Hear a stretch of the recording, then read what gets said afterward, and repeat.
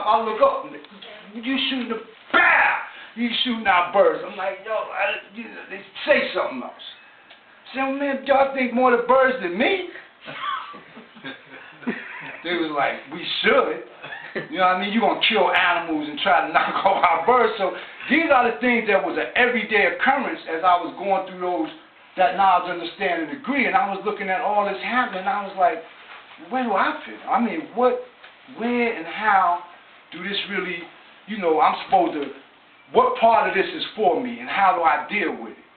So I got laid down at 13. I got stabbed that summer after the riot in 129th Street on Lenox Avenue. So that kind of put me on the shelf. So now, because my old dad came and said, listen, you trying to get my son killed, let me take him. And of course, he was like, I got a hostage, I'm not giving him up. So that put me on the shelf. My old earth started to put a stronger leash on me so I didn't get out to see as much. Or be as active, because she was saying, well, I really don't want you to get knocked off. Because then I got to talk to your daddy and some other folks. But the point being, in 1964, God, the energy was so vibrant and so dynamic that Boo Boo the Fool would get something. The worst wino in my block, who I call Black Joe, told me one day, he said, my name is Youthful. I was like, Black Joe, he said, just call me Black Joe again. I was like, no, man. You know what I mean? But this is how powerful the energy was. And these was dudes that we had respect for because on Saturday night we could go to the corner and watch them beat somebody up. These was not just winos, but they was fighters and defenders of our community as well. And brothers like I-God and them, the Harlem Six, who stood up and rumbled with the police before my eyes. And I'm like, these dudes will fight the police. And they not stealing and gambling. They just fighting the police to protect the community. I said, there's got to be something special about this. So let me listen a little more, because before I was just looking, because it was so outstanding, you could see so much. I said, well, now let me try to listen to see if I can really get what they're saying. Because they're talking so damn fast that you really got to really be able to listen to get what they're saying. So I started being able to listen more because I was restricted to certain areas. I couldn't leave the block, I couldn't go here, and I had to be in at a certain time. So now I'm on the block. And they coming in and out, coming and going, and most of them are older than me. So I'm like, and they taught me a few little different things that I needed to learn, like how to duck, how to bob, how to weave, how to throw a punch, how to kick. And I'm saying, these ain't bad guys, even though they hit me about their pigeons. Because I was upset about the pigeons. I was like, they love these pigeons, man. But that gave them freedom. When I got older and wise, I learned that flying the pigeons gave them a sense of freedom, because the pigeons had a sense of freedom and they was up on the roof. So again, in this nation, the equality of the culture that the Father brought and the energy and the space and the place that it was in was so, it had to happen there. And with the 30-year period from 1934 to 1964, somebody had to mature into a realization of the understanding of the vision. And the Father was the one that it was meant to come through because of who he was. He came from a big family. He came from Virginia. Historically, Virginia, just for the record, when you look at black people's history, it was one of the most educated spots because white people educated their slaves in Virginia. That's why you have some of the university systems there that are more Masonic, more powerful than other places, because Thomas Jefferson was bumping black women, so he said, well, I might as well teach this child. This child look a little like me. He going to teach another child. So you had a lot of black folks who had a strong sense of education coming out of VA. And, I was born there, so I understood it, but I didn't understand it then. It took me a long time to realize, well, why we got a propensity towards wanting to learn and be representative of certain things. I was like, well, okay, let's look at the history. And I studied the history, and I come to find out a lot of things that was in me I didn't even know. But the gods and the Father was there to tell us, listen, we're going to let this go buck wild. We're going to show them, everybody, even the Muslims and all the religious people, that the children can manifest this on such a level that if you don't tune into the children, they will run right over you. And that was started to happen just like the Occupy Wall Street. It started happening in South Africa. It started happening all over the world where the children were standing there with people with guns throwing rocks. Palestine, they standing there throwing rocks at tanks. You know what kind of heart you got to have to take a rock and throw it at a tank? That's not no chump stuff. That's the type of energy. Muhammad Ali was one of the youngest champions, and he was talking cold smack to everybody. He was saying, I'm the greatest. Not only I'm great, I'm pretty too. I'm a pretty black man, and I can fire whip your ass. And you don't like it? Go get the ugly bear, Sonny Liston, and ask him what I did to him. And he was feared by man and beast. You know what I'm saying? And then when he put Islam on top of it, saying this is the then I'm gonna put some I'm gonna really make y'all mad. Imagine what his mom and his daddy thought about. When they heard him say, well, that's our son, he said, I ain't Cassius Clay. But you know something, he's the most iconic figure in the history of black America. More people know Muhammad Ali's name around the world than any other name for black people. And like I said, I was blessed to see him. You know, my mom was like, oh, he just got a big mouth. He think he all that. I said, he is, Mama. I don't think he really is. I'm trying to get an autograph. You got to get an autograph, and I'm trying not to get, because he's jumping and bouncing, and he's moving. He's 6'4", man. This dude moves like he's a lightweight. And one minute he's dead, next minute he's over here. He throw a jab, it's this close. You know, I'm like, I got to watch this dude. And then you got Malcolm on one corner saying, listen, we don't care if the sun don't shine. And brothers is dragging me along and this stuff, and I'm saying, I don't really want to be there because it looks like it's going to be some drama. I wasn't a drama guy. You know, I wasn't the guy who thought that being in the drama was really exciting. I don't like roller coasters. When I go to the amusement park, I don't go on roller coasters. My kids say, come on, man, I don't need that type of excitement. I'm not that type of person. Oh, I don't need that. I say, and that's the type of excitement and drama that was taking place right in your face on the streets on a daily basis. I seen a brother that I couldn't believe that your eye could fall in your hand. I watched the police hit him in his eye. He was holding his eye in his hand. And his name is Frank. What was Frank? I can't think of Frank's last name. But he was rolling so hard with the police that they were just screaming and hollering, and one of them got lucky. And he didn't stop fighting. I was like, what kind of courageous type of energy or spirit of warriorship is in this? And like I said, I might have weighed 120 pounds, man, when I was 13, soaking wet with bricks in my pocket. But I was like, these dudes are some real live people, man, because they wasn't doing it for drugs or to get paid. They were doing it to protect the community. And they were saying, we're willing to go all out.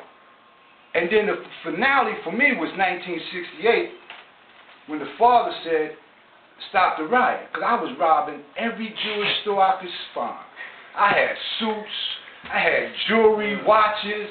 Me and my crew, we was going through the roof, through the back. We were like, this is nigga Christmas. They killed Dr. King. Oh, they can forget. My grandmama is crying. Oh, listen, man, we gonna get busy. We had I had suits that could fit a 6'4" fat man. I was just getting happy. Rings, watch falling off my head. We going all kind of spots. We said, well, they ain't here, so we gonna rob them. And when they come back, they ain't gonna have nothing. Even though we didn't understand it, that was only the show. You know, but a few brothers got to some safes. You know what I mean? The ones who were slick and smart and understood how far you could go. We was just on it, okay, we're gonna get a fly suit. I got 5 pair of gaiters. You know what I mean? I'm looking, listen. Paul said, y'all better stop. But you know what was really knew that the guards was the key for me then? Nobody got shot or killed. That's the thing that got me. I was like, all this, why the police ain't just going buck wild on us? But nobody got shot or killed in 1968. Because they knew that we was only living out the conscience or the energy of our ancestors. And at that time, New York and Mayor Lindsay had a Hollywood style, because that's what he always wanted to be. So he didn't want a bad look. So when he came uptown and the father told the guards, yo, y'all better roll with us so that we can put this to rest. When other cities, Jersey, D.C., everything was on fire, man. So that's when I really knew. I said, this knowledge and the way it's being manifested and the energy of it is what, to me, has the greatest power. And I respect that. And it also had intellect. It wasn't just raw, violent. It was intellect. And when I seen the intellect, I always leaned to learning. A haunted mansion? And when I leaned to learning, because I come from a family that is geared towards, now I didn't know that my great-grandfather established the oldest black Hebrew church in America.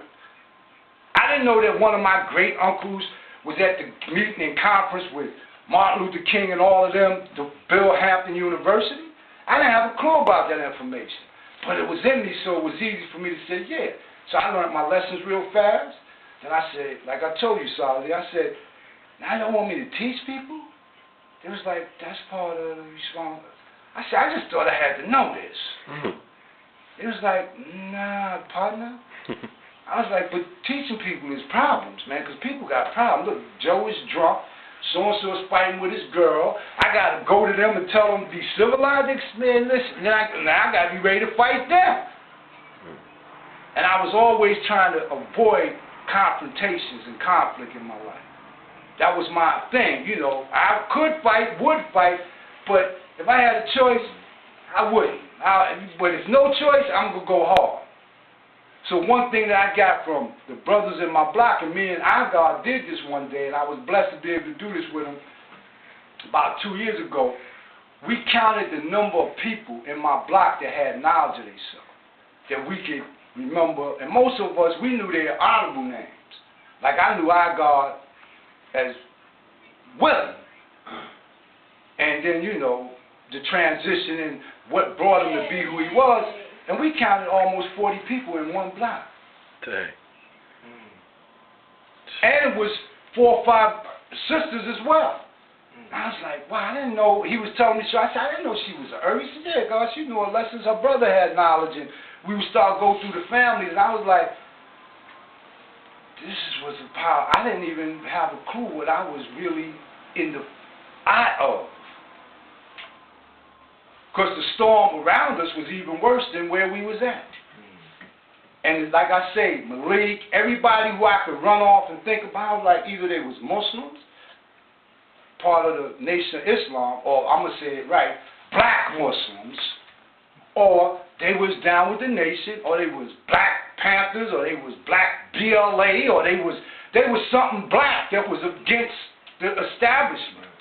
And they were saying, we think we can handle it. And I was like, these are some special crazy Negroes here. Seriously, y'all, when they marched down to the precinct and was throwing rocks and bricks and standing in front of the precinct with police with guns, I mean, they went to the precinct. I'm saying, man, you really tried, you know, listen, man, they got everything in there. And y'all stand in front of saying, yo, tell the police, y'all come on out and fight. Come on out and fight. I said, these guys here are really trying to change the world, trying to change the concept of what original people, black people, could do if they really was together. And that's the thing that was mostly feared, and is still feared today, is that oneness, that unity that is so powerful that if I could separate and divide you, then I can conquer you. And it's historical, man. It goes back way before any of us even entertained being here. And it exists today. So what we got to return back to is that. Because ain't nothing, there is nothing, let me be more clear, there is nothing more powerful than that I've seen in 60 years of existence. And that's on any level, if it's business, if it's a party, whatever it is, if it's a united energy and cause and it's really functional and everybody know the position that they play, because everybody got a position. And the other thing is nobody's position is no greater than anybody else's. Because when the father he was the man. But before he left us, he made sure he said, y'all the man. So he didn't leave us saying y'all, he said y'all the man. Y'all are the ones that gonna make the real difference. I just kicked it off. And like I said, he had plenty brothers and sisters. He had plenty family, plenty children. And he was on 127th Street. He was right behind Apollo. All the parties, all the notoriety of the time existed right in that small area which we call the heart of Harlem. And I didn't know, because like I said, I was 13. And I didn't really, but once I got to about 17, I was like, okay, you're going to have to stand for something. Because all these other dudes is getting knocked off. They knocked off Malcolm. They was knocking off presidents when I was coming up. Senators. Both Kennedys. Damn. Show you how gangster the corporations really was. Y'all going against what we trying to put down? We kill white Irish kids. That's part of the mob. If they don't get it right like we know we need to get it. But when you have no fear, you have unity, they know that it doesn't matter. They're not going to be victorious because you're going to bring about the change.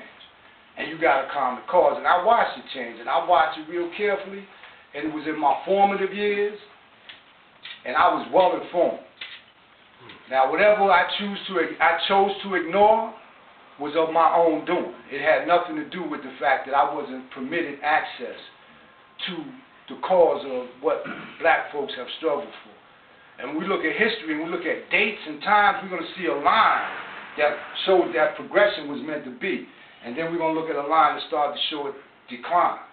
And then we're going to look, because it's like anything else. It's an alternation. It's a day and night. It's a time for things to get stronger, time for things to get... But we got to bring that back in the young, and that's why I have a lot of respect for young brothers and sisters who champion consciousness and promoting consciousness on any level. That's why I want to say this.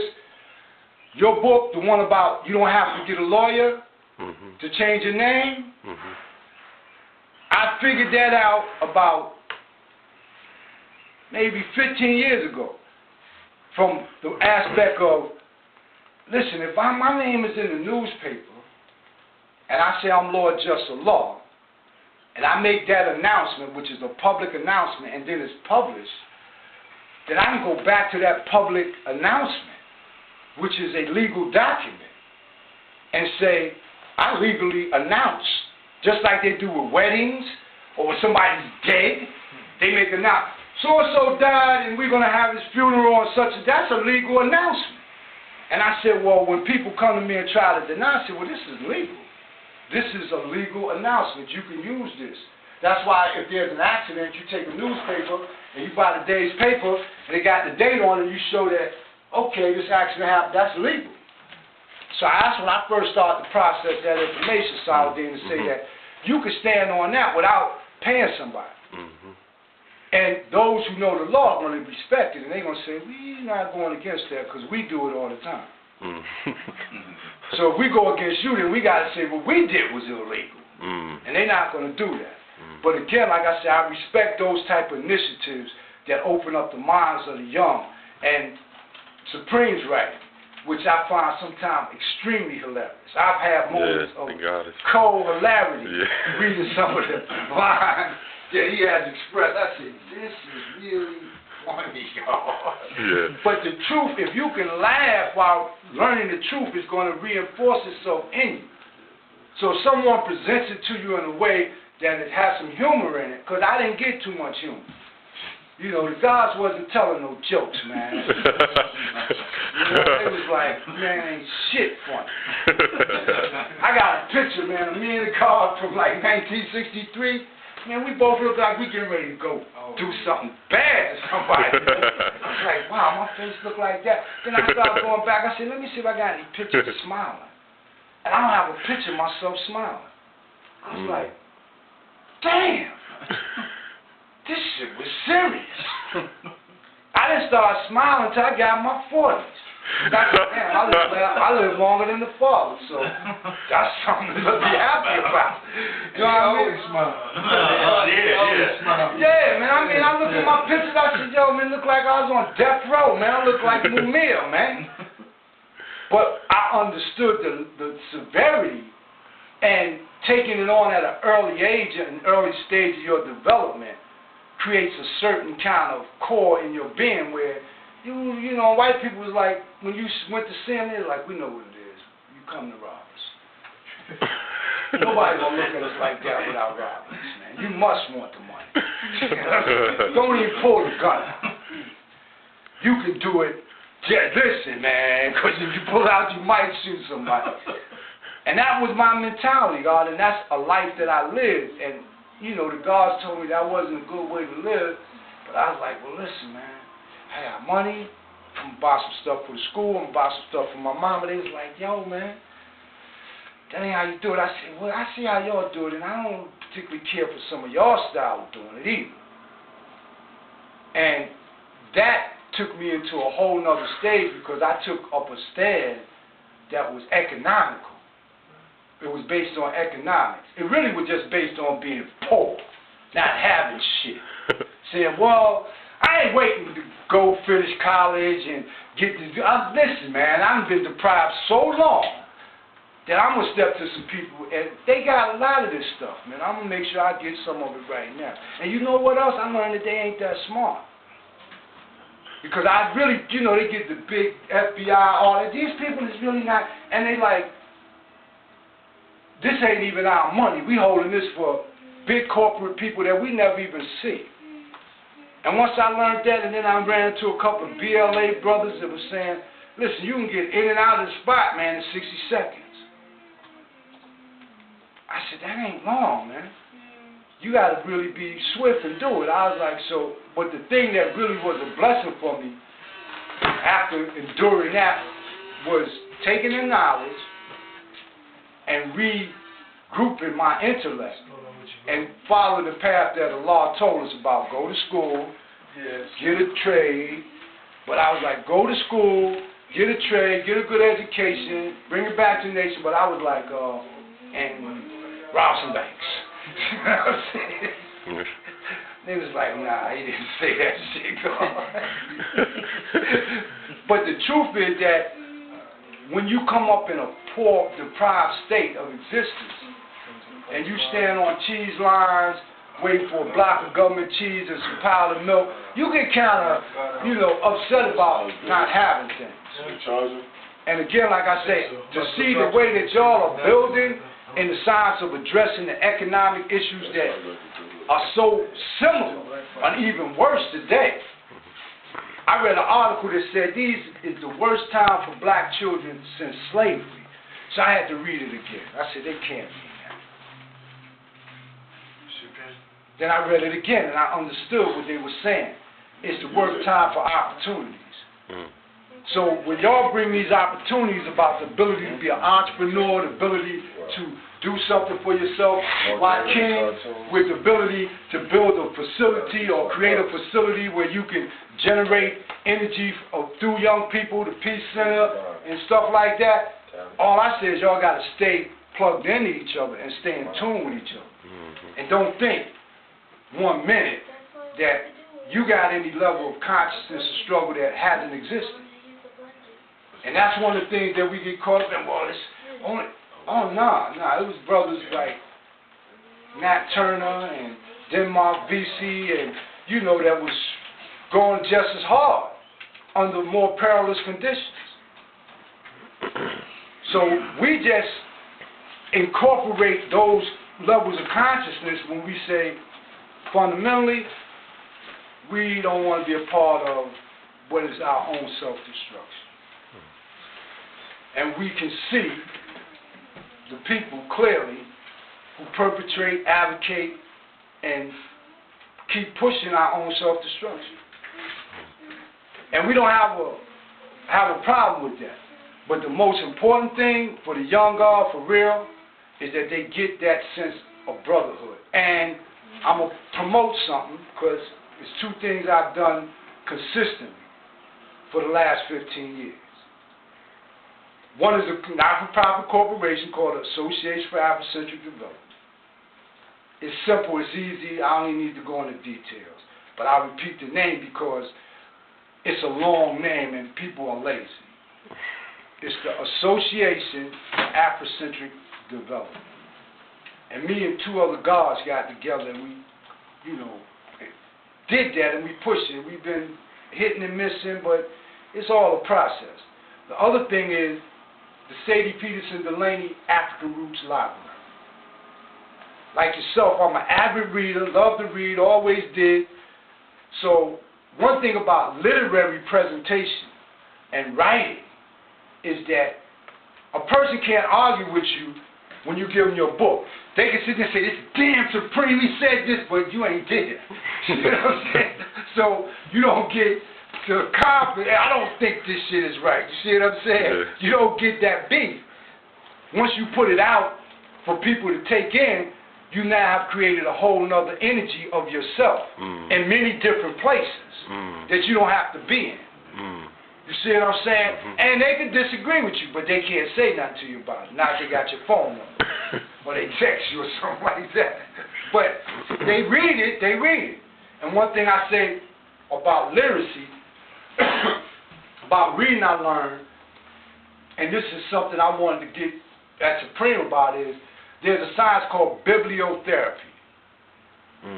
And the black woman we named the library after was the first bibliotherapist, where she used the science of reading to heal or to help soldiers who were coming back from the war recover. And she's a known, her name is Sadie Peterson Delaney.